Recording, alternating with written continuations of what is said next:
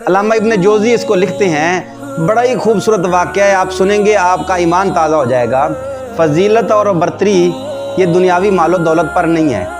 حضور نبی کریم صلی اللہ علیہ وآلہ وسلم فرماتے ہیں، جو جتنا زیادہ پرہیزگار ہوگا، تقوی والا ہوگا، اللہ سے ڈرنے والا ہوگا، اتنی زیادہ فضیلت والا ہوگا۔ اللہ کے ہاں تقوی اور پرہیزگاری کی وجہ سے آپ کو شان و شوکت ملتی ہے۔ ایک بنی اسرائیل کا نوجوان تھا اور کام اس کا تھا ٹوکریاں بیچنا۔ علامہ ابن جوزی اس کو لکھتے ہیں، بڑا ہی خوبصورت واقعہ ہے، آپ سنیں گے آپ کا ایمان تازہ ہو جائے گا۔ حضرت علامہ ابن جوزی فرماتے ہیں کہ وہ نوجوان ٹوکریوں بیچنا کا کام کرتا تھا اور ماشاءاللہ خوبصورت نوجوان تھا، اور صرف ظاہری خوبصورتی نہیں تھی، اس کا اندر بھی پاک صاف تھا، وہ نیک اور پارسا تھا۔ وہ ایک دن گزرتا کسی محل کے پاس سے گزرا تو شہزادی نے دیکھا تو اپنی نوکرانی کو بھیجا کہ اس کو بلاؤ۔ اب اس کا کام تو ٹوکریاں بیچنا تھا، اب اس کو بلایا گیا، اس نے سوچا شاید مجھ سے ٹوکریاں لینا چاہ رہے ہیں۔ وہ نوجوان اس محل میں داخل ہو جاتا ہے، جیسے ہی وہ پہلے کمرے میں داخل ہوتا ہے باہر سے دروازہ بند۔ اب اس کو عجیب سا فیلنگ محسوس ہوتا ہے، یہ دروازہ کیوں بند ہو رہا ہے؟ بہرحال پھر بھی وہ یہ سوچتا ہے کہ شاید آخر پردے والے لوگ ہیں تو یہ پردہ کر رہے ہیں، اس لیے دروازہ بند کر رہے ہیں، کوئی مسئلہ نہیں، خیر وہ اپنے آپ کو مضبوط رکھتا ہے۔ دوسرے دروازے سے اندر جاتا ہے، دروازہ پچھلا پھر بند، اور کہا جاتا ہے، نوکرانی کہتی ہے نہیں جی آپ اندر اگلے کمرے میں چل۔ اچھا اس کے بعد اگلے کمرے میں، اسی طرح کئی کمروں کے بعد جب وہ اندر ایک کمرے میں لے کے جاتی ہے تو وہاں پر صرف شہزادی ہوتی ہے۔ شہزادی اس کے پاس آ کے باتیں کرنا شروع کر دیتی ہے اور اس سے پوچھتی ہے تیرا کیا کام ہے، تو کہاں سے آیا ہے اور یہ کس بھاؤ پہ یہ ٹوکریاں بیچتا ہے۔ اب اسے باتیں کرتے ہوئے وہ اس کو اپنی طرف ورگلاتی ہے اور اس کو گناہ کی طرف بلاتی ہے۔ قربان جائیں، یہاں پر ہے آپ کا تقوی، اور یہ ایک ایسا نقطہ ہے، ایسی جگہ ہے، اور یہ ایک ایسا مقام ہے جہاں پر اگر آپ بچ گئے تو اللہ کے ہاں اتنا بڑا مقام پانے والے ہیں آپ کو پتہ ہی نہیں ہوگا۔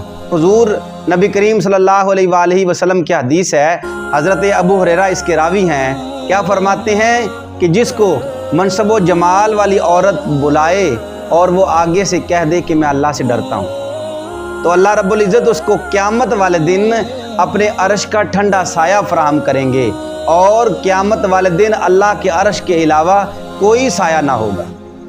قربان جائیں، تو وہ نوجوان جب یہ دیکھتا ہے تو وہ پیچھے ہٹنا شروع ہو جاتا ہے، وہ ڈرتا ہے۔ اس نے کہا کہ اب تم بھاگ تو سکتے نہیں۔ وہ نوجوان بڑا پریشان ہے، وہ سوچتا ہے کہ اب اگر میں تمہاری بات کو نہ مانوں تو، اس نے کہا میں تو پھر تجھے ذلیل کرواؤں گی، تجھے جیل میں ڈلوا دوں گی، ذلیل کرواؤں گی تجھے، جناب بہت زیادہ، جناب ساری عمر کے لیے جیل میں رہنا پڑے گا، اور اس طرح کی مطلب اس کو دھمکیاں دیتی ہے۔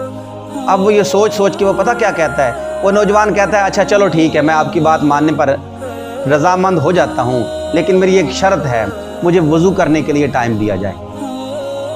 وہ حیران ہوتی ہے کہ یہ کیا طریقہ ہے، وضو کا کیا طریقہ ہے؟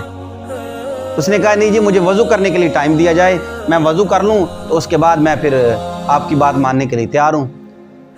وہ شہزادی کہتی ہے نوکرانی کو ایسے کرو، اسے چھت پر لے جاؤ، یہ اگر باہر کی طرف جائے گا نا تو یہ بھاگ سکتا ہے، اسے چھت کی طرف لے جاؤ، وہاں سے یہ بھاگ نہیں سکتا، چھت کی طرف جا کے اس کو پانی دو، یہ وضو کرے جیسا بھی مرضی کرے، اس کو کرنے دے۔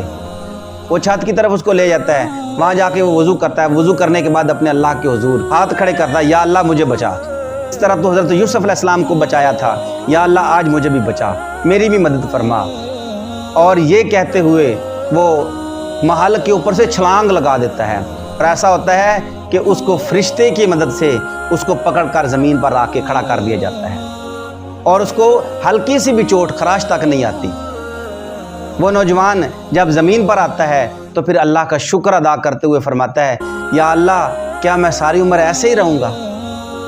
یار اللہ سے مانگو تو صحیح، کیا میں ساری عمر ایسے ہی رہوں گا؟ کیسے بھلا کہ میں لوگوں کے گھروں میں ٹوکریاں دینے کے لیے جاؤں گا بیچنے کے لیے، اور پھر وہاں پر میں رسوا ہوں گا؟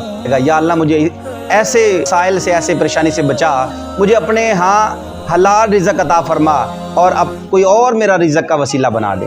اب جب یہ بات اس کے ذہن میں آتی ہے تو اللہ رب العزت اسے ایک تھیلا بوری عطا فرماتے ہیں، और वो ज़ाहरी तौर पर तो गंदम की इस तरह अनाज की बोरी थी, मगर जैसे ही उसको खोलता है तो उसमें सोना भरा हुआ था। जब वो सोना भरा हुआ देखता है फिर अल्लाह के हुजूर दुआ करना शुरू कर देता है। यार दुआ मांगना भी तो सीखें, ए नौजवान अल्लाह से मांग तो सही। वो मांगता है, या अल्लाह क्या ये जो मैं गुनाह से बचा हूँ, क्या उस मेरे गुनाह से बचने का ये सिला है, मुझे इतना ज़्यादा सोना दिया गया है। अल्लाह रब्बुल इज़्ज़त की तरफ से जवाब मिलता है कि नहीं, ये तेरे उस गुनाह के बचने के बदले तुझे 25वां हिस्सा सिर्फ दिया गया है, दुनिया में सिर्फ 25वां हिस्सा। यार कमाल। अगली बात सुने, आप हैरान होंगे। वो कहते हैं कि 25वां हिस्सा भी मुझे नहीं चाहिए, मुझे तो ए अल्लाह क़यामत वाले दिन ये सिला चाहिए। दुनिया में मैं अपने किसी नेक अमल का सिला नहीं चाहता। आज हम कहते हैं कि मैंने ये नेक अमल किया, ये नेक अमल किया, ए अल्लाह मुझे सिला नहीं मिला। दुनियादारों लोगों से सिला मांगना शुरू कर देते हैं। वो अल्लाह से मांगो जो आपकी सोच से ज़्यादा सिला देने वाला है। और उसके बाद वो बोरी भी गायब हो जाती है और अल्लाह रब्बुल इज़्ज़त के यहाँ वो इतना ज़्यादा मकाम व मर्तबा पाने वाला नौजवान है। आप हैरान होंगे, जिसने दुनिया की हर चीज़ को ठुकरा दिया, दुनिया की हर चीज़ को ठुकरा दिया। जब आप अल्लाह के साथ लो लगाते हैं तो अल्लाह रब्बुल इज़्ज़त इंसान को इतना नवाजते हैं, इतना नवाजते हैं, दुनिया सारी एक तरफ हो जाए और वो बंदा एक तरफ हो जाए। जब अल्लाह उसके साथ है तो पूरी दुनिया कुछ नहीं उसका बिगाड़ सकती, क्योंकि उसका अल्लाह रब्बुल इज़्ज़त उस पर अपना ख़ास करम फरमा रहा होता है।